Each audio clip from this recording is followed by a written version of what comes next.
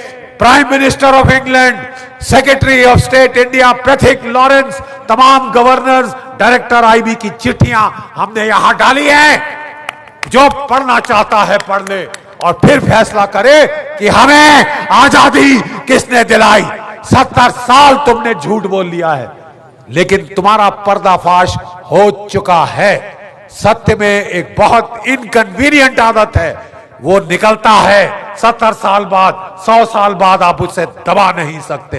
देखिए, सैनिक को लाल किले में बुलाया, मंच पे बिठाया और राष्ट्र ध्वज को फहराया। इससे जो नेताजी की जो ख्वाहिश थी कि हम दिल्ली दिल्ली जाएंगे, लाल किले पे अपना तिरंगा झंडा फहराएंगे, वो आज पूरी हो चुकी है, वो आज पूर्ण हुई है।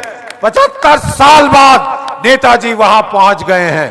देवी और सज्जनों में ज्यादा समय नहीं लूंगा, मैं सिर्फ कहना चाहता हूं कि हमें कहा जाता है दे दी हमें आजादी, बिना खड़ग बिना ढाल, साबरमती के संत तूने कर दिया कमाल। माफ कीजिए, इससे बड़ा झूठ मैंने नहीं सुना, इससे बड़ा झूठ हमने नहीं सुना।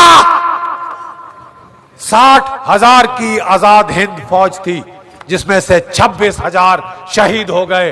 अभी भी बैठे हैं 110 साल के हमारे बूढ़े सिपाही, और देखिए उनके बच्चे पहलवान जो उनके साथ बैठे हैं। क्या बोलेंगे आप उनके मां बाप को जो हमारे उनके साथी शहीद हुए? उनका खून बेकार में बहा, उनका खून बहा तो आप आजाद हैं। आज नागालैंड से लोग आए हैं, इतनी दूर से, मणिपुर से लोग आए हैं, क्योंकि उन्होंने नेताजी को देखा है। नेताजी के ऊपर न्योछावर है। नागालैंड के लोग हमारे साथ हैं।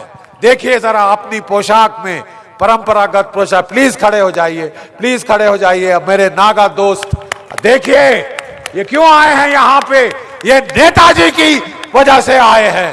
थैंक यू हमारे भाइयों बहनों नागालैंड के, क्योंकि नेताजी वहां पे रुआजो गांव में उन्होंने अपना हेडक्वार्टर बनाया था, और जो वैखो साहब के जो पिताश्री थे, फादर थे, वो उनके दुभाषी नियुक्त हुए थे, एडमिनिस्ट्रेटर नियुक्त हुए थे। उन्होंने आजाद हिंद फौज को इतना भरपूर सहायता दी थी लड़ने के लिए अंग्रेजों के खिलाफ। हमारी आजादी की लड़ाई हमारे नागा भाइयों ने शुरू करी थी। हमारी आजादी की लड़ाई हमारे नागा भाई और बहनों ने शुरू की थी।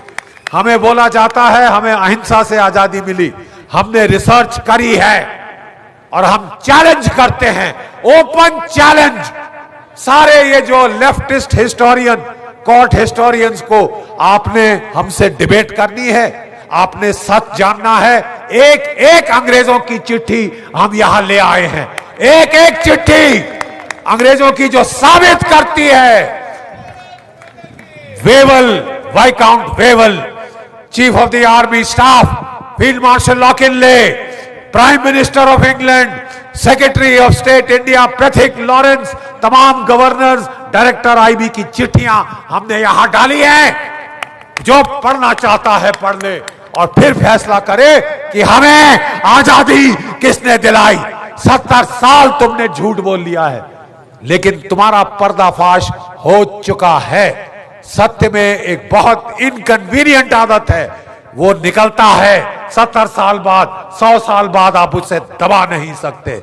देवी और सज्जनों, आज हम नेताजी के सिपाहियों को राजपथ पे लाए हैं, राजपथ पे।